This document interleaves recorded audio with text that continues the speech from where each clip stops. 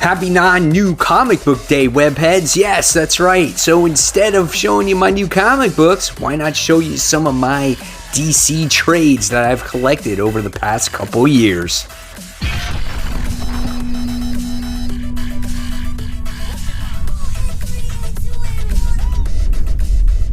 Hey, all my webheads out there, welcome back to Comic Book Corner 2.0. And fans, I'm your host, Mike Spider Slayer, helping you make decision on what comics to buy. And guys, today, since there is no new comic book day, what I'm going to show you are my DC trades. That's right. I know some of you have asked me in the past, Mike, I want to see your trade collection. So I'm kind of breaking it down, even though it's not a ton of books to show. I do have a decent collection of trades from DC. And what's great about this video, I think, is I would like you guys in the comment section to show or give recommendations on maybe ones that I can read so I can share with you, and maybe this might want to help you pick some of these trades up in the future. Because face it, I'm older than some of you guys out there, and when these trades came out, some of them were like 10 years ago or older, and you weren't old enough to actually read or appreciate these stories.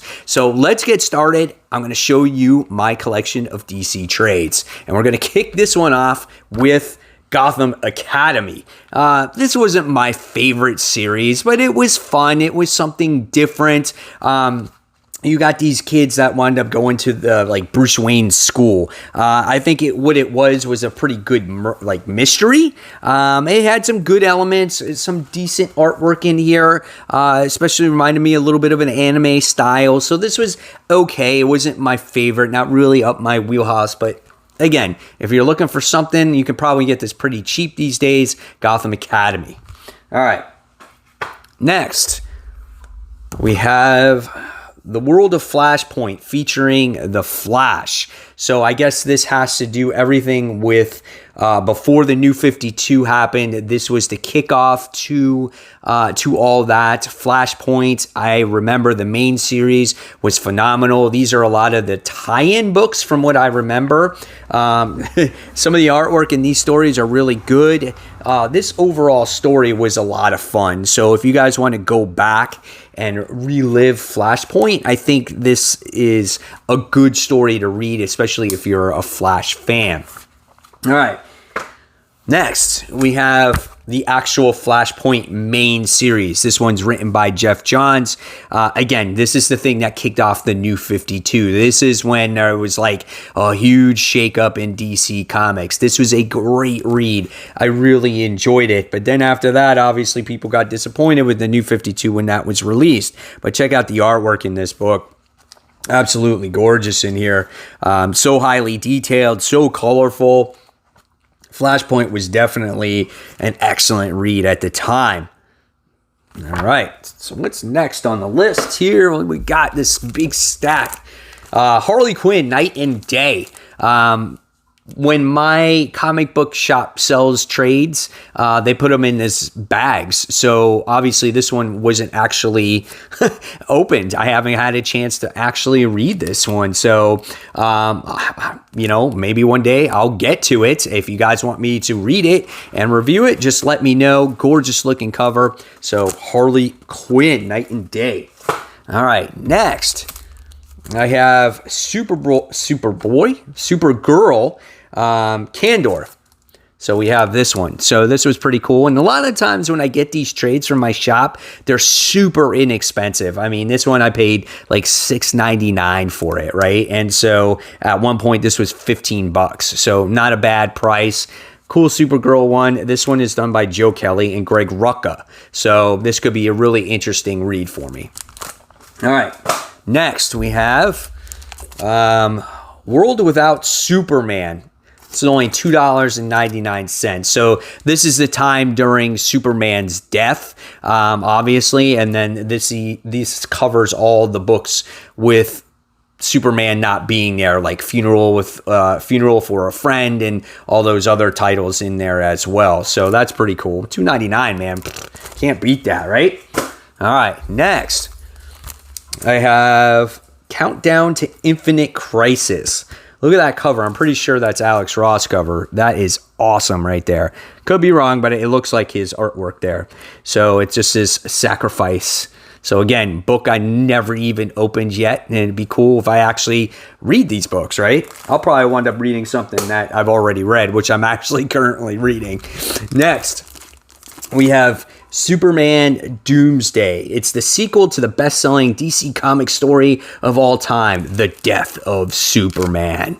So again, never even cracked this one open. It was $10 what I paid for it. So it looks like Doomsday's back and they're doing another battle with each other. So yeah, pretty cool. Looks like it's pretty old. Maybe it's older. It's $20 for regular price. So yeah, so if you guys want me to read this, let me know. All right. Next, this is a hardcover, All-Star Superman. This is this one's run by Grant Morrison. So I don't think I ever read this one either. There's a lot of these trades that I buy and I never get a chance to read because I'm always covering new comic books. And again, this is the time to do it. Interior artwork in here. Let's see if we get some other stuff. Grant Morrison, man, it's just weird shit. You got Lois in there. All right. Very small artwork. It just looks weird. Looks really weird. So we got that there too. So that's All-Star Superman. All right. Next on the list, the classic Death of Superman. This is the one trade that I have had for my entire comic book life. I've owned this forever, this book. I've had it for eons and eons. This thing is ancient. I have read it many, many times. And even though it's, outdated or it's not canon anymore, whatever it is, he's come back to life or whatever the case may be, I still like reading it. I love the action. I love Doomsday. I love his overwhelming presence. I love how he took out the JLA. I think it was awesome. So the Death of Superman. Next, what do we got here? Oh, this is good. So Swamp Thing, Volume 1 from the New 52 by Scott Snyder. This was good. This is a really, really good read. If you guys have not read this series, I definitely recommend it. This is one of the things that Scott Snyder did that really stood out and made Swamp Thing awesome. This was such a wonderful read. And then, yeah, sure enough, I got volumes 1 and 2 here. So this was a great read. I remember it was such a good page turner. All right. Let's see what else we got. Of course, everyone's got to have The Watchmen, right? So have The Watchmen in the collection. Can't beat this classic book. It's just everyone must read The Watchmen in their time, man. It's so well done. Great, great read. All right. Let's see. Next. All right, so I have The Blackest Night in softcover. I also am currently rereading it in hardcover, and I'm actually going to be doing a grading the trade on that because I haven't read it in 10 years. So it's just, I want to get it back in my mind again and see if it's as good as I remembered it. And so far, 2 issues into it, I think it looks great. I mean, it's phenomenal. Check out the interior artwork in The Blackest Night. And if you guys have not read Blackest Night, or if you're a Green Lantern fan and you're not a fan of Grant Morrison's Green Lantern, this is something that I definitely suggest you go out there and read. This is, from what I remember in these last 2 issues that I have actually read, it's so well done. And Jeff Johns' run on Green Lantern is phenomenal. All right. Next, talk about Green Lantern, Revenge of the Green Lanterns, also written by Jeff Johns. So, I mean, he's the one that created the Red Lanterns, the Blue Lanterns, the Orange Lantern. He created all of those. And that's what created Blackest Night, okay? Because of all those emotional spectrums in there, too. Green Lantern has not quite been the same since Jeff Johns has left it. I think Robert Venditti did a pretty good job after the New 52 ended, but still not quite the same. If you want to read a good Lanterns book, though, read Red Lanterns. That was a phenomenal read. Next one I have Earth 1 Volume 1. This was different. Wasn't my favorite. So that's pretty cool. It's a hardcover in there. So I remember I'm always excited when a Green Lantern book comes out, but sometimes they just don't meet my expectations, right? All right. Then you have Green Lantern No Fear. Again, written by Geoff Johns. You can see, obviously, I was a huge fan of his run. So here's some of the interior artwork in here as well. And I'm hoping this is a good replacement for New Comic Book Day. You know, if this goes on too long, I don't know what I'm going to do to replace those videos. So there you go. So Green Lantern No Fear. All right. And if you guys haven't checked out this review I did recently, this is Deceased, the hardcover. Wonderful, wonderful read. Definitely go out there and buy it if you guys haven't checked it out. It's just a crazy apocalyptic book about Earth being taken over by this technovirus. Just such an awesome read. I'll leave a card up there. Hopefully it will get you to that video. All right, what's next? Oh, these three. So now we're coming into the Batman stuff, and I think everything else in here is Batman. So when it comes to Batman, I wound up having Batman Nightfall, Volume 1. This thing is huge, right? Good story here as it introduces you to Bane and everything that happens with all of that, with breaking Batman's back. If you want me to do grading to trade on this might take a while to read, but it's a thick, thick sucker right there. And then you got number 2, right? This one, or I'm sorry, that's volume 3. This one is number 2, which is Night Quest. Covers are so cool, man. And what's cool about these trades is it's just like old school comic books, man. That's what's so nice about them. They look so good. They feel like old comic books. They read like them as well. The artwork is crazy in them. Just brings back memories when it comes to all this. So really great stuff in here. I would have to really dig deep and read these again, right? So Batman Nightfall, Night Quest. And then we have Nightfall, or Night Seed, sorry, Volume 3. Look at the crazy ears, man. That's just insane. So we got that there. So some of the artwork in there too, so I can show you guys. I definitely recommend this. Like, I think this is a fun read. I mean, this is, again, all 90s stuff, but this is just something that I think, you know, if you're a comic fan, I think this is something you gotta read in your lifetime at least, right? So that's that. All right, next. This was a good read, and I think I did a review on this a while ago. The Killing Joke. This is just crazy. I mean, intense type of story that has to deal with Barbara Gordon and everything else. But this is a great, great read. Not a very big one. You'll get through it very quickly, but just phenomenally done. So well done. Look at the Joker in here. So good stuff. So, yep. Alan Moore. Awesome. All right, next one is Batman Arkham Asylum. I know I've got this for a gift, and I think I actually have never read it before. The artwork is quite interesting in it, definitely different. I heard this is really good, and you must read it. So maybe I'll get a chance to read that one. So there we have Batman Arkham Asylum. And then we have Batman and Son. This one is done by Grant Morrison. So here's some of the artwork in here. We get to see. Pretty cool. It's got a whole description of everything that's going on in there.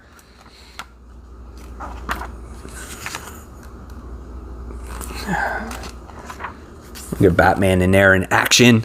So yeah, that's pretty cool. So again, I never pay full price for these trades. I always get them for a discount. Did a review on Death in the Family. Phenomenal read. So well done. Again, when you read it, makes you feel like you're reading old school comic books. So well done. Very iconic scene with Joker and the crowbar. It's just so cool, man. Bomb's about to blow up, you know. Call the 1-800 number. What's going to happen? Do you want Robin to live, or do you want Robin to die? They even have that in there. So cool. I'm trying to think. They even have the number 1-900-720-2660. What would happen if you called that number today, right? So funny. Another really good book here, Batman Hush. Jim Lee artwork in this. I never read this entire thing. I've only read the very first beginning issues of this, and I never finished it. And I want to finish it really bad. The Jim Lee artwork is outstanding in this book. I mean, it's so well done. I flipped through it and I'm like, my eyes open up so wide and I'm like, man, oh man, this is why everyone loves like Jim Lee artwork. And it's just like, I would love for him to do more stuff again. I mean, it's just amazing. Let's see if I can show you one picture in here of maybe like Poison Ivy. Yeah, there's Poison Ivy in there. I mean, so well done. Look at that cover art. I actually have that issue. So really good stuff. Batman Hush. All right, let's see what else we got here. Small one here. This is Battle for the Cowl. Tony S. Daniel. So that's cool. And I'm a huge fan of his artwork. So here's some of the interior artwork in here. Batman looks pretty cool in there too. So there we have that one. And then we got, ooh, look what we got here. We got Green Arrow, this one. We got Green Arrow by Kevin Smith. Quiver. So again, this is another one that, you know, a lot of people have read over the years. Especially if you're a fan of Kevin Smith. You might like his writing. You might like this book. So that's cool. And then I got two more. I have, this one here I got recently. This one is Brad Meltzer, Identity Crisis, the 10th anniversary edition. That's really cool as you get to see all the costumes up on there as well. Hardcover edition, maybe a deluxe edition. So you get to see that here. Some of the artwork here. Santana and Deathstroke on there as well.